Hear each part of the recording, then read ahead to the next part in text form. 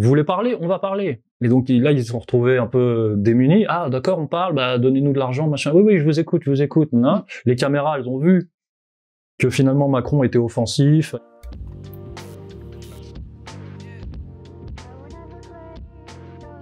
Bienvenue dans cette nouvelle interview du Média en 4K2. Aujourd'hui, je reçois Pierre Debragge. Bonjour. Bonjour, merci de m'inviter.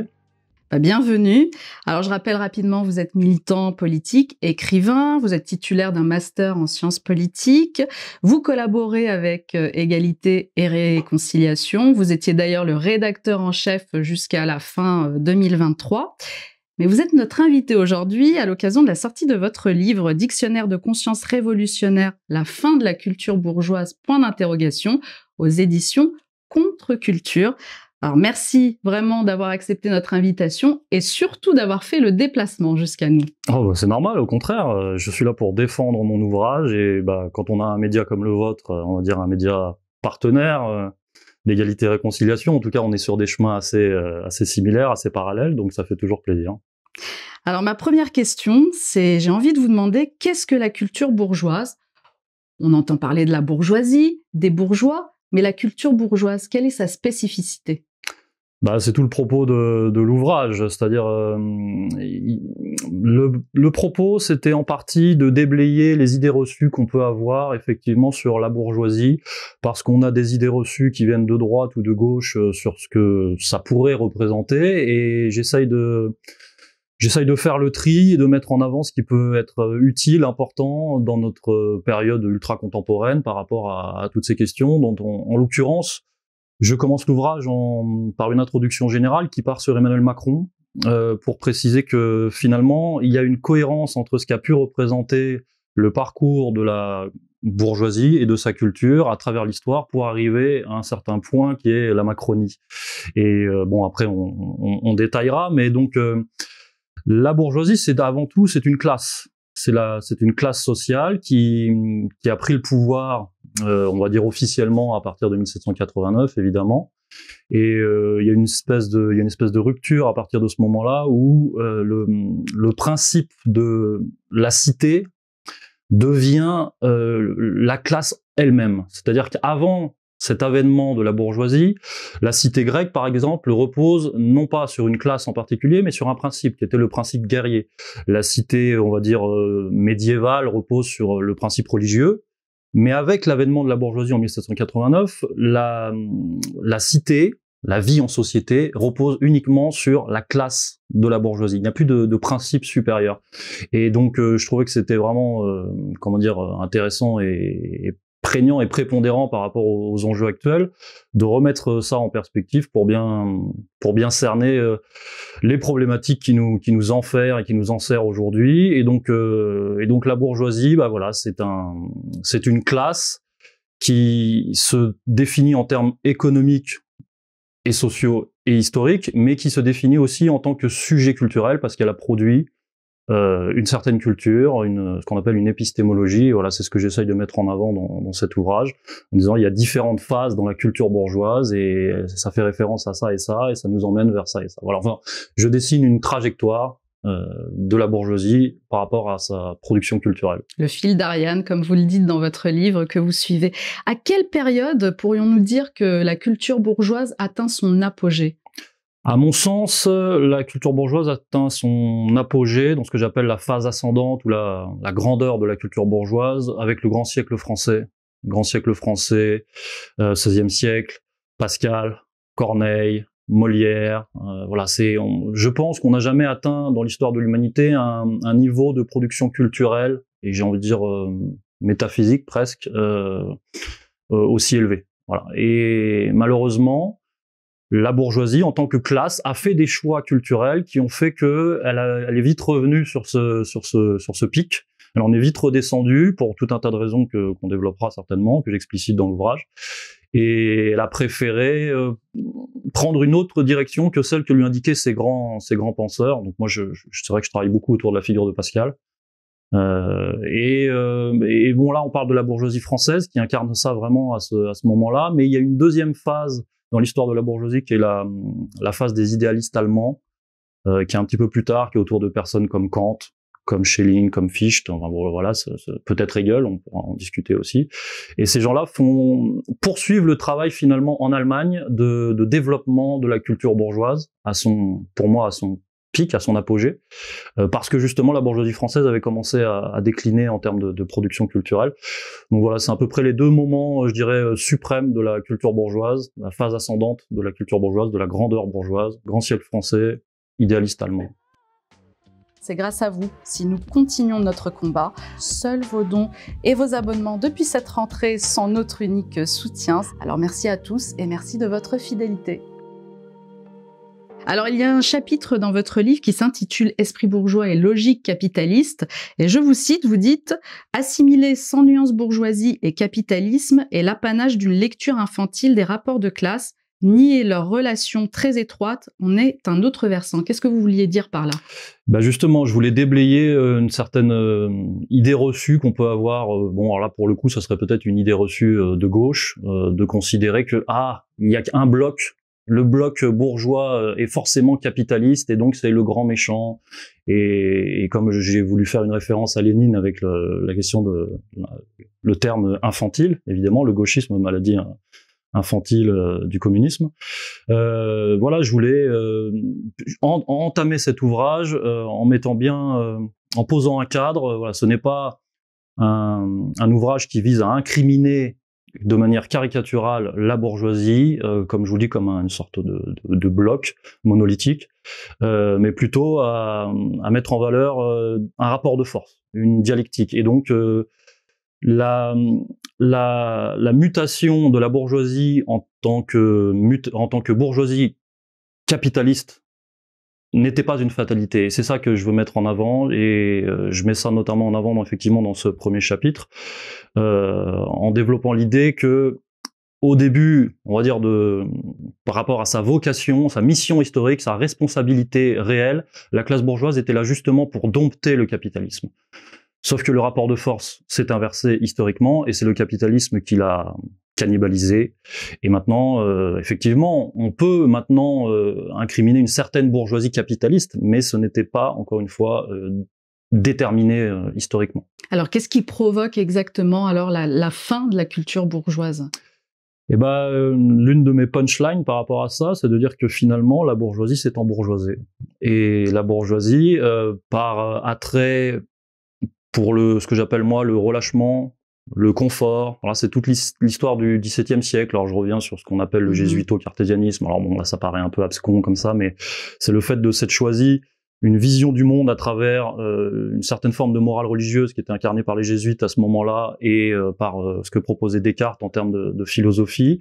La bourgeoisie s'est accrochée à cette vision du monde qui est finalement, lorsqu'on veut bien l'étudier, à travers un certain prisme que je propose dans l'ouvrage, est finalement une vision du monde plus confortable, plus relâché, plus prompte à la compromission avec le capitalisme, et je vous dis à l'embourgeoisement, parce que ce que proposaient en alternative des gens comme Pascal et d'autres était peut-être effectivement plus difficile à tenir sur la longue, plus austère, plus rigide, plus ardu, plus exigeant. Voilà. Et donc moi je mets en avant cette dichotomie entre, d'un côté, il y avait une trajectoire exigeante, mais combien qui aurait pu porter l'humanité à des sommets, encore une fois, mais c'est vrai, très difficile à tenir, et une trajectoire un peu plus souple, un peu plus relâchée, voilà, d'embourgeoisement, qui fait que finalement la bourgeoisie, plus ou moins malgré elle, a accompagné le développement du capitalisme. Sauf que, quand on veut bien comprendre ce que j'essaye de développer dans l'ouvrage, à quel prix? Voilà, je dis à quel prix, et au prix, je pense, de sa propre nature et de sa propre disparition, puisque finalement j'ai mis un point d'interrogation au sous-titre la fin de la culture bourgeoise, mais lorsqu'on veut bien me comprendre, on comprend que à mon sens, la culture bourgeoise est morte. Je pense déjà avec la Première Guerre mondiale en 1914, et aujourd'hui il n'y a plus que des traces résiduelles de certaines bourgeoisies qui veut grappiller des miettes, mais ce n'est plus elle qui gère, on va dire, la société. Et là, je développe peut-être sur ce qu'on peut appeler moi j'appelle ça la culture plutocratique. C'est la plutocratie maintenant. Ça, on va y venir. C'est la plutocratie qui gère maintenant et qui domine. Voilà. Mais j'aimerais qu'on s'attarde un moment sur les 3 catégories de bourgeoisie qu'a défini et qu'a distingué Georges Valois dans les cahiers du Cercle Proudhon. Alors, on a la bourgeoisie juive, la bourgeoisie cléricale et la bourgeoisie judaïsante. Est-ce que vous pouvez nous en dire un mot? Ce sont des catégories identifiées effectivement à l'aune de la Première Guerre mondiale par Georges Valois, qui était un personnage atypique, membre du Cercle Proudhon, mais donc lui, alors le Cercle Proudhon en 2 mots, qui était une sorte d'union sacrée, de réunion entre des militants d'extrême droite, je dis ça de manière schématique, hein, c'est-à-dire des militants de l'Action française de l'époque, donc des royalistes, monarchistes, nationalistes, catholiques, maurassiens, et qui avaient tendu la main aux militants d'extrême gauche de l'époque, qui étaient les militants du syndicalisme révolutionnaire, affiliés à Georges Sorel. Et donc, on va dire, on avait les disciples de Maurras avec les disciples de Sorel, qui se sont unis dans un espèce de groupuscule, voilà, transcourant, et donc c'est pour ça qu'il y a des parallèles à faire avec, par exemple, l'égalité et réconciliation. Et avant la Première Guerre mondiale, donc de 1911 à 1914, et ces gens-là ont produit des écrits dans une optique, dans une dynamique antidémocrate, anti-bourgeoise, très très poussée et anticapitaliste d'un certain point de vue. Et Georges Valois était l'un de ces personnages déjà forcément atypiques pour faire partie de ce genre de groupe, mais lui-même atypique parce que il vient du syndicalisme, après il se convertit au royalisme, après plus tard dans sa vie il deviendra l'un des seuls défenseurs du fascisme en France. Enfin bon, c'était déjà de trajectoire pas possible. Il mourra en camp de concentration lors de la Seconde Guerre mondiale, si ma mémoire est bonne. Et justement, ce qui manquait à l'action française de cette époque, c'était la question économique. C'était les réflexions sur la question économique. Et Georges Valois, comme à la base il venait plus ou moins de la gauche, apportait à l'action française la pensée économique, la pensée sociale. Et donc c'était une sorte de sociologue et économicien, on va dire, atypique à ce moment-là. Et donc dans les cahiers du Cercle Proudhon, effectivement, il a produit cette analyse de ce que lui il identifiait, et à l'époque en termes de catégories, de classification de la bourgeoisie, effectivement en trois groupes distincts, et apparemment à cette époque-là c'était les groupes majoritaires. Maintenant, ce que je peux dire, c'est que on a bourgeoisie juive, bourgeoisie cléricale et bourgeoisie judaïsante. La question, c'est est-ce que un siècle après, voilà, là on est 110 ans après, est-ce que on peut refaire l'analyse, est-ce qu'on peut refaire la hiérarchie, est-ce que l'une a bouffé l'autre, est-ce qu'elles sont toujours présentes, ces 3-là, dans quel sens? Alors par exemple, la bourgeoisie judaïsante dont il parle, c'est une bourgeoisie qu'il présente comme avec une mentalité étrangère, qui pense déjà à l'anglo-saxonne. Donc ça ferait référence aujourd'hui à la bourgeoisie qui met ses enfants dans des écoles de commerce, de management, qui va étudier à Londres, à New York, ou je sais pas quoi. Voilà, ça fait référence à cette bourgeoisie-là. Donc elle était déjà présente en germe il y a 100 ans, cette bourgeoisie, on va dire, libérale, néolibérale, déjà mondialisée. Et donc on peut penser qu'elle s'est certainement développée ces dernières décennies. La bourgeoisie cléricale, à mon sens, elle est en train de disparaître en France, même si elle est résiduelle dans ce qu'on appelle la bourgeoisie de droite. Donc elle était certainement plus présente au début du XXe siècle. Et puis la bourgeoisie juive, je sais pas si...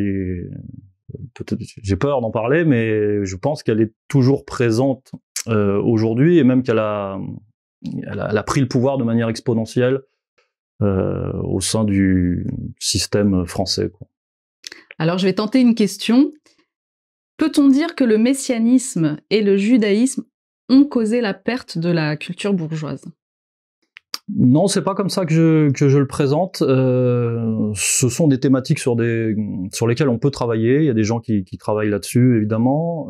Mais moi, je mets plutôt le doigt sur le fait que la culture bourgeoise est en partie morte de ses propres compromissions.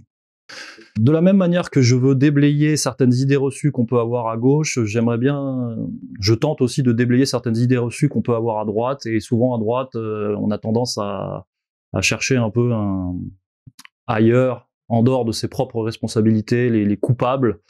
Et moi, j'ai la prétention de penser que le monde traditionnel, et a fortiori la bourgeoisie, s'est aussi effondré parce qu'elle a péché elle-même. Il n'y a pas eu forcément besoin d'infiltration absolue. Et puis bon bah là après on peut rentrer dans les détails, mais donc pour revenir sur la question de la bourgeoisie, non, je pense que intrinsèquement elle a pris une autre direction et elle a pris la direction de sa relative décadence, enfin relative, de sa décadence. Et pour ajouter une précision par contre par rapport à votre question, il est important, et je le fais dans l'ouvrage, de mettre en avant effectivement une certaine mainmise communautaire sur la trajectoire de la bourgeoisie, et que vous me parlez du messianisme et voilà. En termes très concrets, je pense qu'il y a eu une prise de pouvoir économique communautaire qui a précédé la prise de pouvoir culturelle par rapport à la problématique dont vous parlez. C'est-à-dire que si on regarde bien d'un point de vue épistémologique, les penseurs juifs les plus importants finalement émergent plutôt au XXe siècle dans l'histoire de la culture bourgeoise, lorsqu'elle est déjà en phase de décadence et de décrépitude, alors qu'avant ils ne prennent pas une place si importante. C'est-à-dire que les penseurs de la modernité, ce sont plus des gens justement comme Descartes, comme Pascal. Bon, après on peut parler de Hegel, on peut parler de Spinoza, etc. Mais les vrais penseurs mus par un certain messianisme, une certaine interprétation du judaïsme, sont beaucoup plus présents et puissants au XXe siècle. Adorno, Hannah Arendt, voilà, tous ces gens-là, effectivement, ils ont une certaine Lévinas, ils ont une certaine constitution et qui fait peut-être plus référence à votre question de base. Je voudrais qu'on dise un mot de la bourgeoisie janséniste. Quelle a été sa place? Et donc elle est portée par la doctrine, vous dites pascalienne, mais aussi on peut le dire de Saint-Augustin. Qu'est-ce qu'on peut dire de cette bourgeoisie? C'est des sujets très difficiles, c'est un peu ardu, un peu dangereux. Faut faire attention à pas se transformer en théologien, voilà, donc ne pas blasphémer. Moi j'aborde ça toujours d'un point de vue dialectique et je mets en avant le fait que le jansénisme, qui est un courant religieux en fait et qui peut être interprété comme une sorte de réforme du catholicisme français, même si ça naît aux Pays-Bas. Cornelius Jansen est un Hollandais. Le jansénisme peut être interprété, en tout cas c'est comme ça que je le présente dans l'ouvrage, comme une réaction aux dérives du pouvoir de l'Église catholique. C'est-à-dire que je vous parlais de compromission, l'Église catholique a commencé assez tôt à finalement, malgré les apparences, et en dépit de ce qu'on veut bien en penser aujourd'hui dans certains milieux, a justement à frayer avec le capitalisme. On va dire à négocier avec ce que représentait le capitalisme et ne s'est pas opposé à sa dérive. Alors là, il y a la question du purgatoire, il y a la question du trafic des prébendes, il y a la question du commerce des indulgences, enfin bon bref, tous ces débats. Et par rapport à cette dérive, effectivement, il y a eu des réactions au milieu vers le XVe siècle. Il y a eu des réactions, 15e, 16e siècle, il y a eu des réactions de penseurs qui ont préféré prendre une autre direction par rapport à celle que prenait l'Église catholique. Et le jansénisme, mais comme quelque part le réformisme luthérien, comme le protestantisme, peut être interprété comme une réaction non pas forcément anticapitaliste, mais on va dire alternative à la trajectoire qu'était en train de prendre l'Église catholique. Et donc pour répondre à votre question, il y a dans le jansénisme une dimension de révolte par rapport à ce que pouvait représenter l'alliance entre le pouvoir royal et le pouvoir religieux catholique, ce qu'on appelle la théocratie. Et il y a cette dimension politique un peu presque qui s'est incarnée dans ce qu'on appelle le parlementarisme à l'époque. Et c'est pour ça que je trouvais que c'était intéressant de remettre en avant ces rapports de force et bien souligner le fait que cette bourgeoisie janséniste française, lors du grand siècle français, a eu une grande importance. C'est-à-dire qu'elle était très présente dans les esprits, et elle prenait de plus en plus de place dans le dispositif politique français, à tel point qu'elle a été combattue très vertement par le pouvoir, et il y avait ce rapport de force Et puis bon, finalement, la bourgeoisie française, dans un premier temps, qui s'était plutôt tournée vers elle, effectivement, a préféré se coucher. Et le jansénisme combattu, très fortement combattu, va disparaître en quelques siècles, quoi. Mais c'est un moment de l'histoire française et européenne assez intéressant à étudier, qui nous dit pas mal de choses. Après, on peut développer vous me dites, sur Saint-Augustin, etc. Alors, il y a, disons qu'il y a une réinterprétation de Saint-Augustin par Janssen. Il faut parler surtout des influences, en fait. Oui, non, mais il y a ce genre de construction, de toute manière, et après, c'est la question de la doctrine de la grâce. Enfin bon, il y a toutes ces problématiques-là, parce qu'en fait, c'est une construction globale. C'est une proposition civilisationnelle. C'est-à-dire, vraiment, c'est une proposition métaphysique pour prendre, encore une fois, une trajectoire, une direction. Et le jansénisme proposait une vision du monde globale, religieuse, économique, sociale, politique, qui était effectivement très exigeante, très austère, très difficile, c'est vrai, très combattante. Voilà. Je peux comprendre quelque part que la bourgeoisie se soit dit, ça va être trop compliqué, ça va être... Est-ce qu'on a vraiment envie de prendre cette direction? Est-ce qu'on a vraiment envie de devenir Est-ce qu'on a vraiment envie d'être touché par la grâce quelque part? Parce qu'elle nous paraît assez inaccessible, alors que finalement ce que nous propose Descartes, ce que nous propose, c'est peut-être plus simple finalement, on va peut-être un peu plus profiter de la vie. Voilà, je pense que c'est un peu comme ça que les choses se sont posées. Alors ce livre, c'est aussi une manière pour vous de réhabiliter la pensée révolutionnaire et syndicaliste. En quoi justement le socialisme révolutionnaire dont vous vous revendiquez est-il l'héritier de la culture bourgeoise? Et vous commencez déjà ce livre par une citation d'Edouard Berthe, syndicaliste révolutionnaire, et je cite, hein, « Ce n'est pas en remuant les souvenirs d'un passé, même glorieux et cher, qu'on crée l'avenir ». Edouard Berthe, c'est l'un de mes maîtres à penser, clairement. C'est l'un des auteurs qui a relativement changé ma vie, ma perspective, ma vision des choses. Alors j'en ai plusieurs des maîtres à penser, évidemment. Il y a Alain Soral, il y a Michel Clouscar, il y a Georges Sorel, il y a Edouard Berthe, il y a Pierre-Joseph Proudhon. Plus récemment, il y a Costanzo Preve, qui est un marxiste italien, voilà.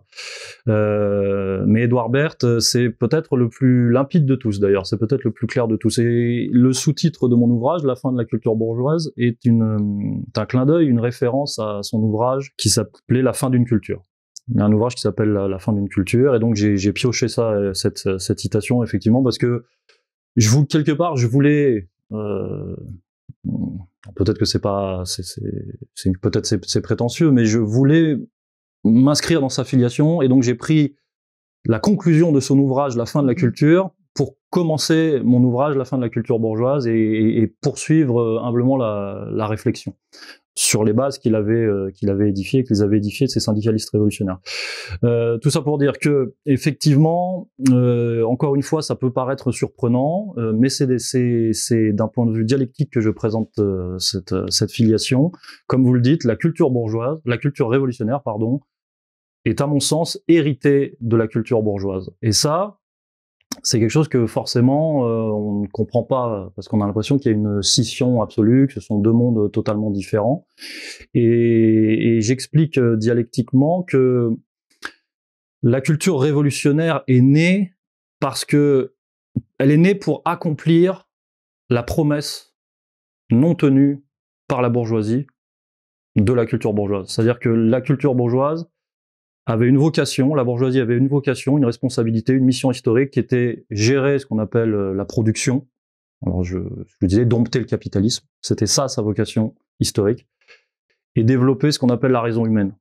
Et ça a été fait par ces grands auteurs dont je parlais. Sauf que, à force de ne pas vouloir aller au bout de sa nature même et de sa propre vocation, on est arrivé à une impasse qui a donné la grande crise civilisationnelle du 18e, du 19e, qui va trouver son point d'acmé avec la Première Guerre mondiale. Et donc, il a fallu qu'une autre culture émerge pour accomplir la promesse non tenue par la bourgeoisie. Et c'est la culture révolutionnaire. Finalement, les penseurs révolutionnaires qui commencent, à mon sens, à partir de Hegel, viennent faire la besogne qu'a refusé de faire la bourgeoisie, c'est-à-dire dompter le capitalisme, la culture révolutionnaire vient pour produire justement un combat, quoi, une lutte, pour produire une lutte par rapport à la dérive capitaliste et continuer, poursuivre le développement de la raison humaine. Et là, c'est le travail de Hegel, c'est le travail de Marx, c'est le travail de Proudhon, c'est le travail de Sorel, c'est le travail de Lukács, c'est le travail de tous ces penseurs-là, de Bakounine, quoi qu'on en pense. Après, il y a des différentes tendances, ils s'affrontent entre eux, et bon, c'est l'histoire de la culture révolutionnaire. Mais de ce point de vue-là, il y a une véritable filiation. Et après, il y a même une filiation d'un point de vue, j'ai envie de dire, comment on pourrait dire, généalogique, dans le sens où la plupart des penseurs révolutionnaires sont finalement issus, en termes sociaux, des classes dominantes. Il y a très peu de théoriciens révolutionnaires qui sont issus du prolétariat. Le seul, en vérité, c'est Pierre-Joseph Proudhon. C'est le seul qui est issu du prolétariat. Si vous prenez Marx, c'est un fils d'avocat. Si vous prenez Hegel, c'est un fils de bourgeois. Si vous prenez Engels, c'est un fils d'industriel. Voilà, en fait, il y a cette cohérence dialectique qui peut choquer, qui peut surprendre, mais il y a cette cohérence. Et donc, le fait que la bourgeoisie repousse la révolution, quelque part, c'est antagoniste. Et c'est un peu contre nature. Même si je peux comprendre, hein, c'est évidemment, et c'est l'histoire. Mais c'est pas incohérent, quoi. Alors justement, sur Pierre-Joseph Proudhon, dont vous dites qu'il est un de vos maîtres à penser, vous souhaitiez également réhabiliter son courant de pensée. Alors, il a été souvent présenté comme un anarchiste. Pour vous, c'est le penseur du futur. Rappelez-nous un peu qui il était et pourquoi c'est ce penseur du futur.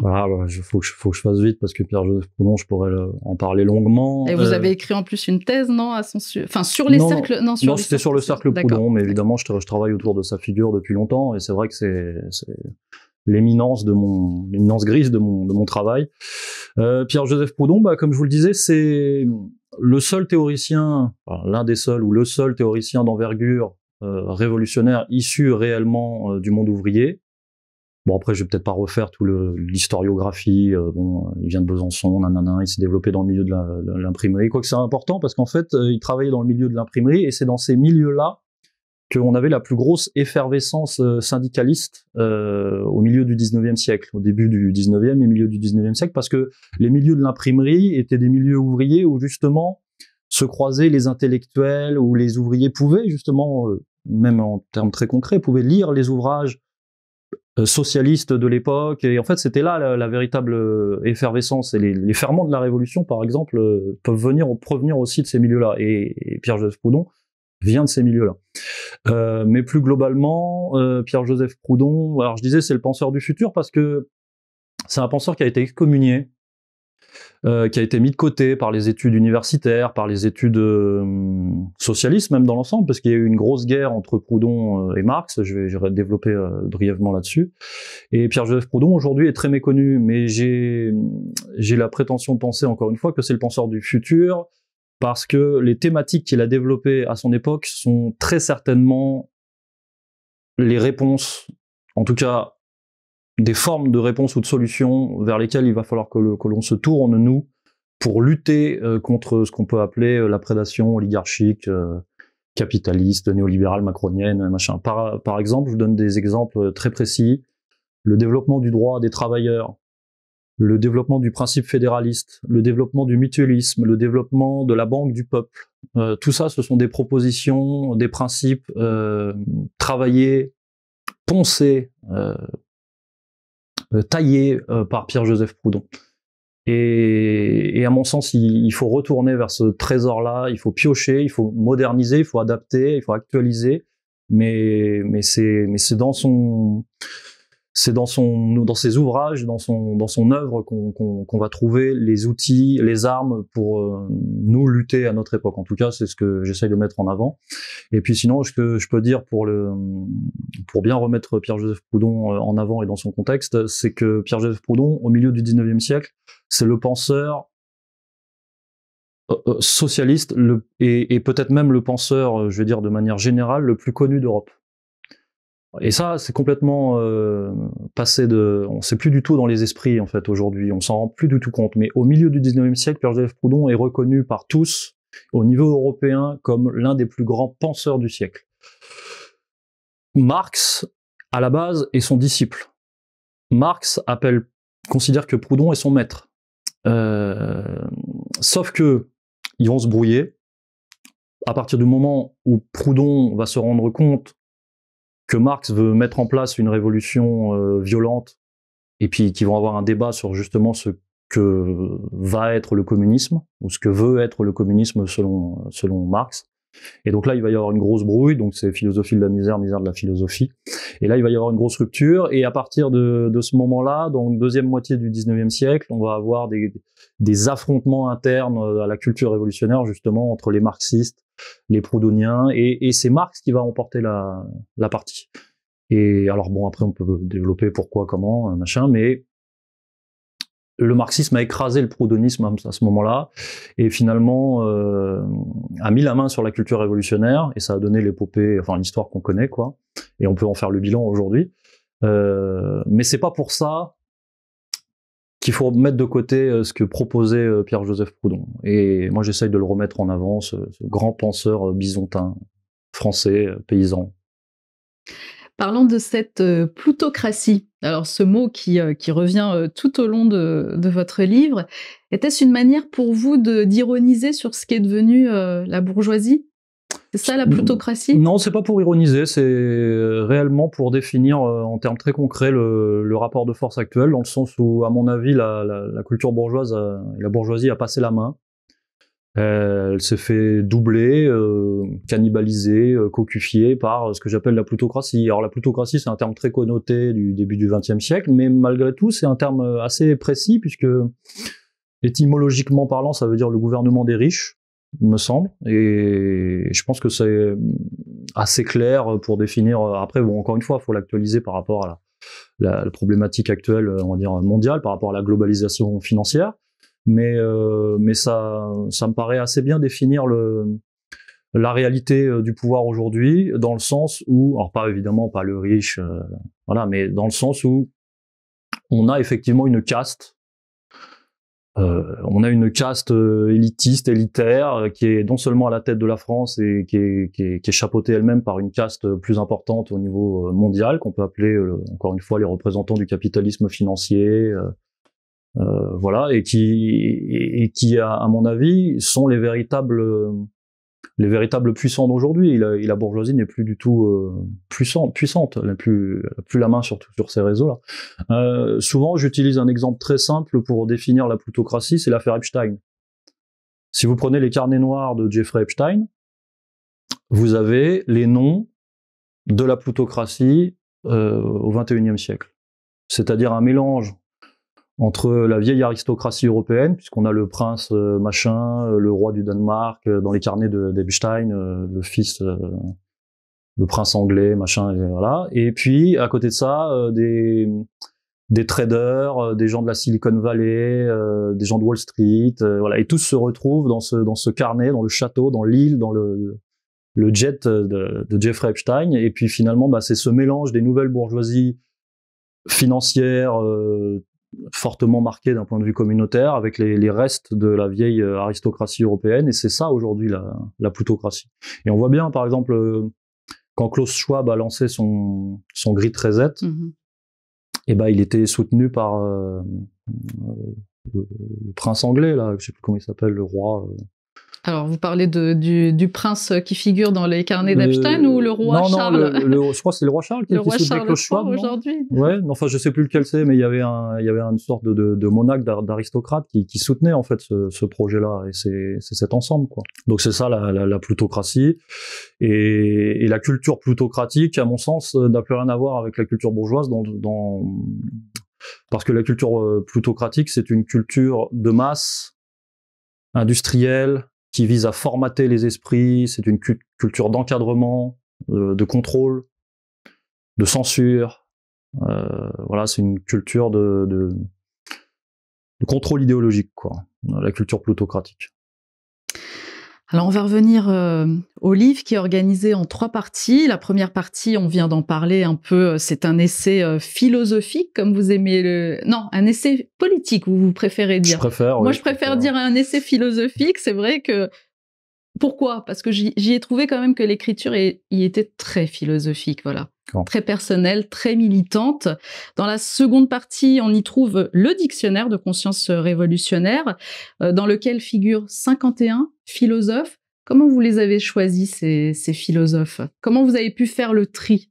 Alors il y a des philosophes, des penseurs, des métaphysiciens, des religieux, voilà, on peut pas forcément tous les qualifier de philosophes, parce que par exemple, est-ce que saint Thomas d'Aquin est un philosophe? Je sais pas, bon bref, mais oui, je les ai choisis très simplement, je les ai choisis parce que c'était ceux sur lesquels j'avais des choses à dire, mais c'est aussi parce que c'est ceux qui me semblent les plus pertinents en termes d'impact par rapport à la démonstration que j'essaye de faire dans l'ouvrage, c'est-à-dire la trajectoire prise par la culture bourgeoise. Donc effectivement, il y a des penseurs qui viennent avant la bourgeoisie, bien sûr, mais j'essaye de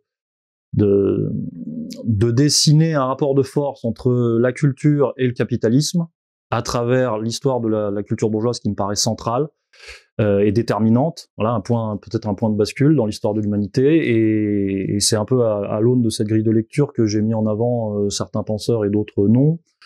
Alors une critique que je me fais à moi-même, c'est qu'il n'y a pas vraiment de penseurs anglais, par exemple. Il y a beaucoup de Français, il y a beaucoup d'Allemands, il y a des Russes, il y a les Grecs, il y a des penseurs d'Europe de l'Est, mais c'est vrai qu'il n'y a pas beaucoup de penseurs anglo-saxons dans mon dictionnaire, parce que j'ai pas énormément de choses à en dire. Donc en tout cas, c'est un vrai choix personnel. Oui, mais j'ai travaillé sur ceux qui m'ont motivé, quoi, ceux qui représentent quelque chose pour moi. Alors après, j'ai mes préférences, on va dire.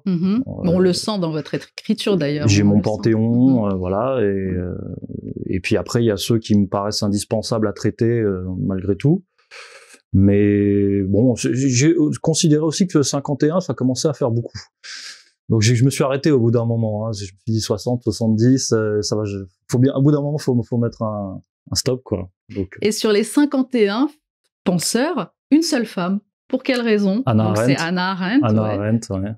Pourquoi pas plus? C'est pas forcément mon tropisme misogyne, c'est que j'ai pas, j'ai pas vu de femmes ayant eu un impact si important que ça par rapport à ma problématique.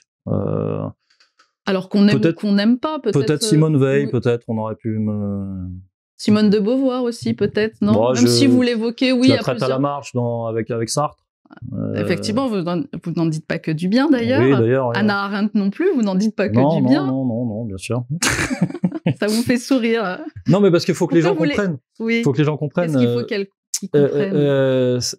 Le dictionnaire, c'est une suite de portraits, mais avec une grille de lecture assez marquée, assez acérée, assez véhémente. Enfin, parfois élogieuse, mais c'est pas simplement du Wikipédia. Ce ne sont pas des descriptions très ah non, pas du tout. historiographiques de tel penseur, machin. Non, en fait, je ne prétends pas du tout avoir le mot définitif sur chacun des penseurs et sur la philosophie de chacun de ces penseurs. C'est surtout c'est mon point analyse, de vue. Voilà, c'est mon point de vue, du point de vue, on va dire, d'un certain point de vue anticapitaliste, révolutionnaire. Enfin bon, voilà, c'est un peu pompeux, mais de ce point de vue-là, que peut-on penser de tel ou tel penseur? Donc, je suis même pas en train de dire, par exemple, Sartre. Sa philosophie, c'est ça. C'est plutôt, de ce point de vue-là, que peut-on penser de Sartre et quel bilan peut-on faire de son parcours? Mais quand les femmes apparaissent quand même dans ce dictionnaire, on a l'impression que vous les présentez un peu comme des manipulatrices, séductrices. Hannah Arendt, c'était une séductrice. C'était une séductrice. C'était la maîtresse d'Heidegger, c'était la maîtresse officieuse de beaucoup de monde, beaucoup de monde. Et puis surtout, Hannah Arendt, j'en fais une critique aussi parce qu'elle a un tropisme communautaire tribal très marqué. Elle a des liens avec le sionisme et le judaïsme déterminants dans sa trajectoire. Donc je mets ça en avant aussi. Oui. Alors revenons à la partie, on reste toujours sur la partie dictionnaire, qui est un condensé donc d'informations. Vous dites dans le but de vulgariser votre pensée politique. Alors est-ce que vous pensez vraiment que ce travail de vulgarisation a été réussi? Voilà, surtout que vous dites que c'est aussi un message pour les jeunes, c'est-à-dire qu'ils peuvent s'en servir, puisque c'est un dictionnaire, effectivement. Les penseurs sont classés par ordre alphabétique, donc c'est très facile de retrouver un des penseurs. Voilà. Est-ce que vous pensez que ce travail de vulgarisation est réussi? Ah, c'est l'heure du bilan. C'est l'heure du bilan. On n'a pas fini, hein. Non, mais je suis obligé de faire mon propre bilan. Alors pour jouer sur les mots, je dis plutôt que de vulgariser, je dis que j'essaye de populariser. Malgré tout, j'ai la prétention de penser que c'est quand même un ouvrage que j'aurais aimé avoir moi quand j'avais 20 ans et qui sera utile aux jeunes de 20 ans, même s'ils vont pas forcément le comprendre aujourd'hui. J'ose espérer que ça leur servira toute leur vie. C'est-à-dire que c'est peut-être un ouvrage dans lequel ils retourneront piocher dans cet ouvrage peut-être dans quelques années. Que l'idée en fait c'est que ça vous accompagne tout au long de votre parcours intellectuel, dans le sens où peut-être que là vous intéressez pas à Lévinas ou à Heidegger ou je sais pas quoi, mais peut-être que dans 3 ans vous allez lire, développer une certaine réflexion par rapport à ça ou ça ou ça, et vous dire ah tiens mais au fait qu'est-ce qu'il disait lui d'Heidegger, qu'est-ce qu'on peut penser d'Heidegger d'un point de vue syndicaliste révolutionnaire, etc. Et puis vous allez relire le portrait et puis peut-être que ça va vous évoquer des choses. Donc en fait je fonctionne par rebond. L'idée c'est aller et venir quoi, et voilà, faire des allers-retours.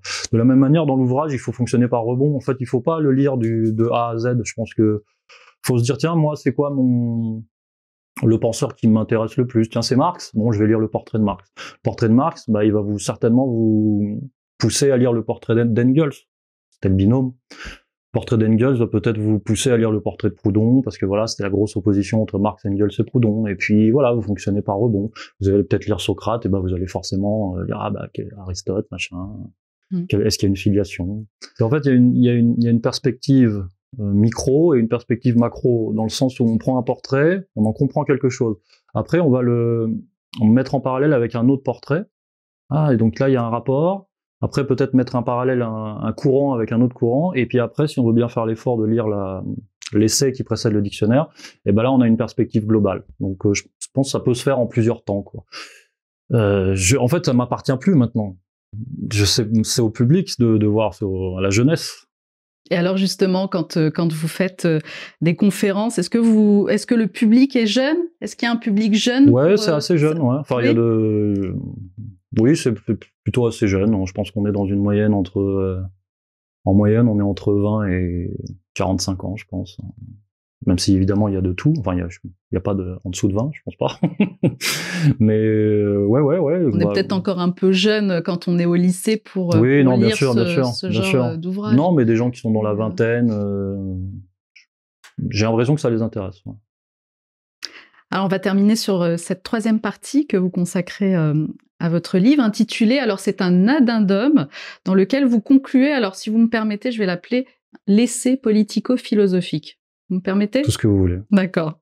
Alors c'est un peu un coup de gueule, mais en même temps c'est des clés pour sortir de ce carcan, parce que vous rappelez la manipulation de l'histoire avec un grand H et de la conscience politique par le pouvoir même, si pour certains ce n'est pas une surprise.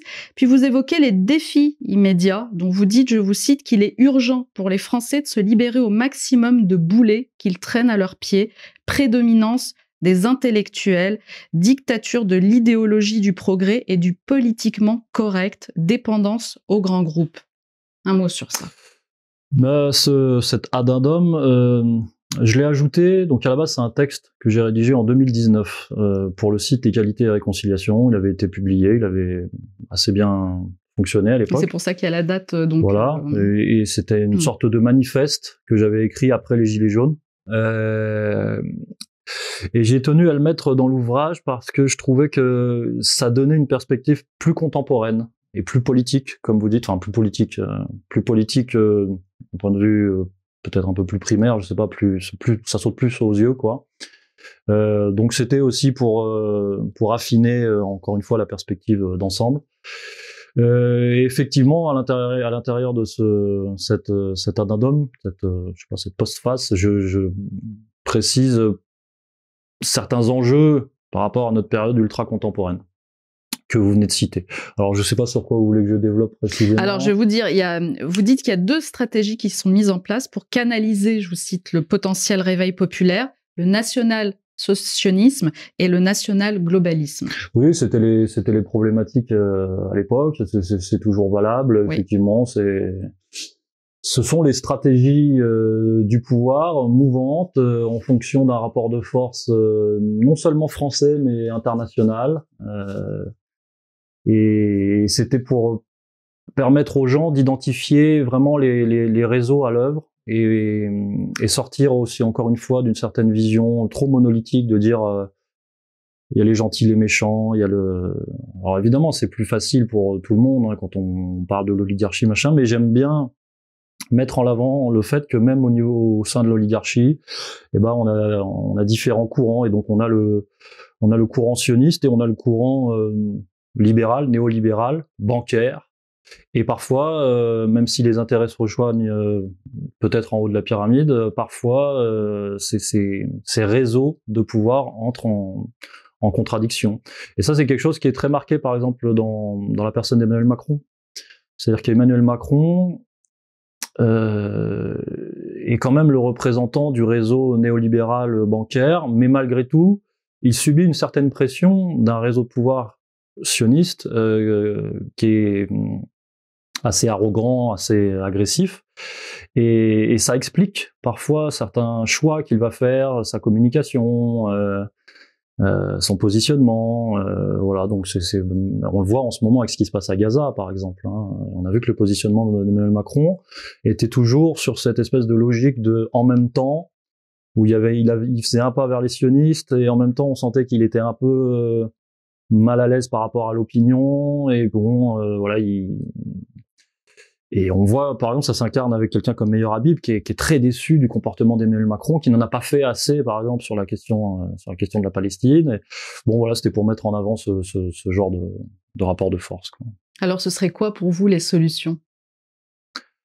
Ce que je propose, j'ai pas de solution clé en main dans le sens politicien, où il faut absolument faire ci, ça, ça, ça. Bon, je pense on peut tous réfléchir là-dessus et dire voilà, il faut commencer par ça. Et c'est intéressant de le faire. Ce que je propose avec cet ouvrage, moi, c'est plutôt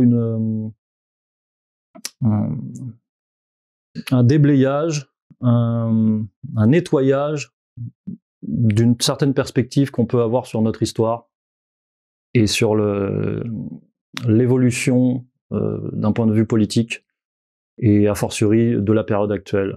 C'est-à-dire que si on veut vraiment agir contre la Macronie, c'est très bien, à mon avis, d'éviter les pièges, certains pièges, et il y a de nombreux pièges qui peuvent être déjoués si on veut bien piocher dans mon ouvrage, je pense. Et là, je vais donner un exemple très concret, par exemple, le fait que ce que j'appelle les droitards tombe dans tous les pièges tendus par la Macronie à partir du moment où la Macronie parle son langage, c'est-à-dire le langage de l'autorité, le langage de l'apologie de l'ordre, quand Gabriel Attal veut interdire la baya, quand Emmanuel Macron fait son petit chef en disant attention, on va serrer les boulons, et puis qu'il met des flics partout, et puis qu'il installe une certaine société de surveillance, etc. J'incrimine par exemple, mais c'est pour illustrer, les droitards, dans le sens où j'ai l'impression qu'ils tombent dans les pièges tendus par la communication gouvernementale à cause de leur propre fascination, justement, pour l'ordre, pour une certaine conception, une certaine acception de l'organisation de la vie et de l'organisation de la société. Et ça, j'en fais la généalogie et je dis voilà, ça fait référence à une certaine culture, justement, de la bourgeoisie.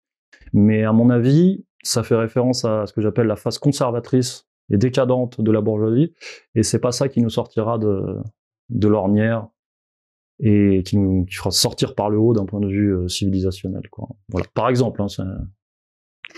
Je vais rebondir sur un sujet d'actualité, parce qu'au moment où on enregistre cette émission, hier, c'était l'ouverture du Salon de l'Agriculture. Vous avez peut-être pas eu le temps de le voir, parce que je sais que vous étiez en interview, en conférence, mais donc il y a eu les agriculteurs qui ont empêché la tenue de ce salon. Et puis, à un moment donné, on a eu Emmanuel Macron qui a débarqué face aux agriculteurs pour parler. Il a parlé quand même près de 2 heures.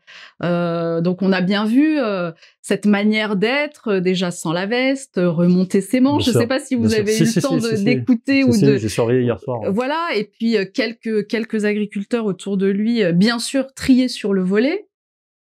Qu'est-ce qu'on peut dire de ça? Parce que finalement, c'est pour la plupart des agriculteurs, c'est pas ce qui était attendu. Mais lui était satisfait. Enfin, il y avait une espèce de jouissance dans le fait d'être là face à une arène. On avait l'impression, voilà. C'est tout à fait ça. Il est très fort. Et il est très vicieux. Et il y a plusieurs manières d'interpréter ce qui s'est passé hier. Mais c'est vrai que, comme vous le dites, il s'est retroussé les manches et en fait il a pris les agriculteurs en colère à leur propre jeu parce que tout le monde avait dans l'idée que les agriculteurs allaient débarquer en force et finalement faire fuir quoi le gouvernement quoi. Et on pensait que Macron n'allait pas venir. On pensait qu'il allait se mettre complètement à l'écart, repousser et que ça serait un relatif fiasco, mais au moins il aurait évité la confrontation. Or il a pris le taureau par les cornes et il les a piégés parce qu'il est rentré dans l'affrontement. Et là, j'ai l'impression que les agriculteurs déjà ont été surpris parce qu'ils s'attendaient pas à ça justement. Et en fait, il leur a tenu tête parce qu'il adore ça. Vous avez parlé de jouissance, mais je pense qu'il adore ça, se mettre dans la position du petit chef, du petit maître qui vient sonner la fin de la récré et distribuer des punitions. Et j'ai écouté une partie de son allocution et il y avait vraiment le côté de attention, hein, je suis en colère, hein, ça va pas, hein, papa va mettre la fessée. Hein. Et en fait, voilà, il a retroussé les manches, il est arrivé, il leur a dit non, on parle, vous voulez parler, on va parler. Et donc là, ils se sont retrouvés un peu démunis. Ah d'accord, on parle, donnez-nous de l'argent, machin. Oui, je vous écoute. Non. Les caméras, elles ont vu que finalement Macron était offensif, il baissait pas la tête, et puis que soi-disant il jouait son rôle de j'écoute les requêtes du bas peuple. Le monarque quoi, c'est véritablement le monarque qui fait semblant de tendre l'oreille lorsque la foule est en bas de chez lui quoi. Je vous ai entendu, je vous ai compris, mais rentrez chez vous parce que sinon ça va barder quoi. Et alors quand on est syndicaliste révolutionnaire, quelle aurait été normalement l'attitude à avoir? Ça c'est trop anachronique, c'est-à-dire que on peut plus se projeter, c'est plus du tout le même rapport de force dans le sens où à l'époque du syndicalisme révolutionnaire, le syndicalisme en tant que tel, ça veut vraiment dire quelque chose. C'est-à-dire que c'est un mouvement constitué extrêmement fort, extrêmement radicalisé. La CGT à la fin du 19e siècle, comment dire, on est dans un climat de guerre civile sociale affirmé et le rapport de force est extrêmement dur. Or aujourd'hui, on n'a plus vraiment de groupes constitués comme ça, capables de peser dans le nouveau rapport de force qui est tellement médiatisé, tellement basé sur la communication. Là, je vous dis, en fait, Macron, il a fait un tour de force de communication en 2 temps, 3 mouvements, même si il y a quand même un côté il y a quand même le fait que c'est un peu essayer d'éteindre l'incendie. Ça reste de la gestion de crise pour la Macronie, parce qu'en fait, la Macronie est court-termiste par essence et elle est dans une espèce de gestion de crise comme ça, qui s'accumule et qui se rapproche dans le temps, et il y en a de plus en plus. Et d'ailleurs, c'est pour ça que le gouvernement Attal, à mon avis, est constitué tel qu'il est constitué, c'est-à-dire très resserré, avec que des hommes jeunes, prêts à en découdre et à gérer justement d'un point de vue managérial la crise sociale française. Et donc, Macron, de ce point de vue-là, oui, il a mis un couvercle sur la casserole, un peu violemment, genre c'est moi le patron et je le reste. Mais ça va continuer de bouillir. Donc il va y avoir des rebonds. Et donc d'un point de vue syndicaliste révolutionnaire, on aurait une CGT, on aurait la grève générale. La grève générale serait dans les esprits, voilà, le rapport de force serait tout autre. Mais qui sait ce que ça va donner? Moi je fais partie de ceux qui pensent que ça va continuer de monter en intensité. et que la tendance naturelle de la Macronie est de devenir totalement un État policier si jamais elle veut conserver le pouvoir. Et donc de devenir officiellement une dictature. Enfin, elle ne deviendra jamais officiellement dans les termes, mais ça éclatera, voilà, ça éclatera aux yeux de tous, parce que je pense pas qu'elle ait d'autres moyens de survie, quoi. Alors en 2019, dans cet addendum, vous écriviez « La France n'a pas besoin d'intellectuels ou de spécialistes, elle réclame des héros ». Est-ce que c'est toujours d'actualité? Ouais, alors j'écrivais ça dans le sens où, alors pareil, ça je tire ça de Georges Sorel, c'est-à-dire que pour faire bouger les choses, on n'a plus besoin, c'est vrai, de penseurs, on a besoin d'un idéal. Et en fait, on a besoin d'un idéal, d'un mythe mobilisateur, comme le dit Georges Sorel, qui nous transcende, nous en tant que peuple ou en tant qu'individu, et qui va nous pousser justement à prendre des risques et à aller à l'affrontement et à faire basculer l'histoire. Et typiquement, à mon avis, ce qui a manqué aux Gilets jaunes, en partie, c'était justement cet idéal. C'est-à-dire que on se battait, parce qu'on peut tous se définir comme Gilets jaunes quelque part, pour une certaine amélioration, niveau de vie dans un certain contexte, mais il n'y avait pas l'idéal transcendant qui nous permet de dépasser la répression quand elle s'abat sur nous. Et ça c'est une question de foi, c'est-à-dire on a la foi dans l'idéal révolutionnaire, on a la foi dans l'idéal socialiste, ou ça peut être la foi religieuse, mais c'est cette foi-là qui nous permet de monter sur la barricade, alors c'est une image ou pas, et c'est cette foi-là qui nous permet de tout risquer et d'aller réellement au bout des choses. Mais après, et c'est cette foi-là, par exemple, qui a permis à Lénine de prendre le pouvoir. Si Lénine a réussi en 1917 à prendre le pouvoir, c'est parce que lui, il était dans une perspective ascétique par rapport à la révolution. Il avait dédié sa vie intégralement à la révolution. Attention, je suis pas en train de dire qu'il faut qu'on soit tous des Lénines, des révolutionnaires. Je suis même pas en train de dire que j'en suis un, et que c'est là, et que c'est même pas le mot d'ordre d'égalité et réconciliation. Simplement, je dis,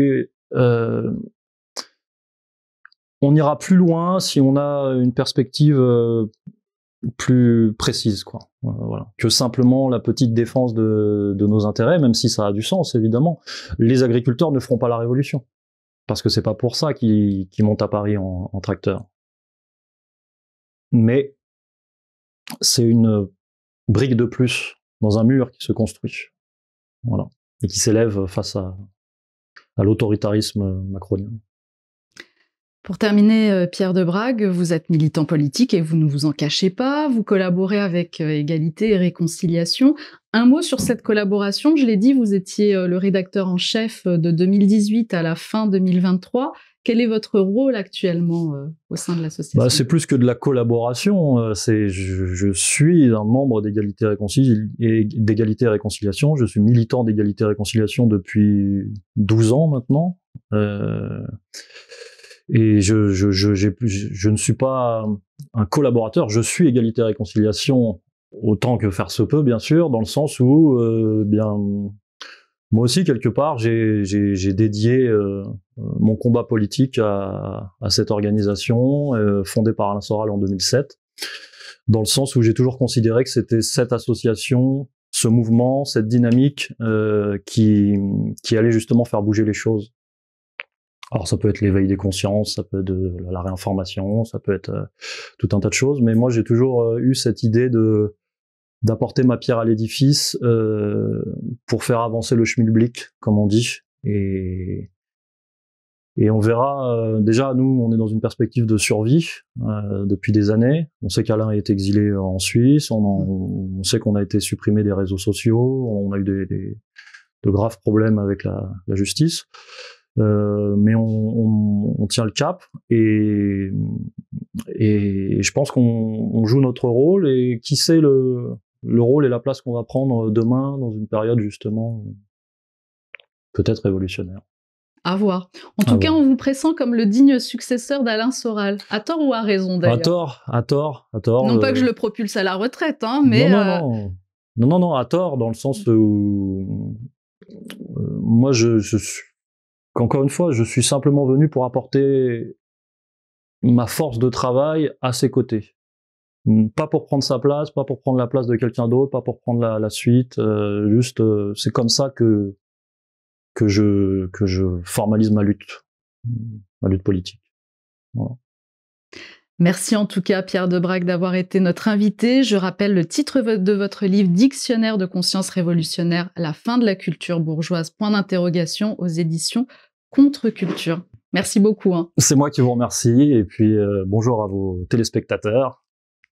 Et je vais vous inviter à signer notre livre d'or, si vous êtes d'accord.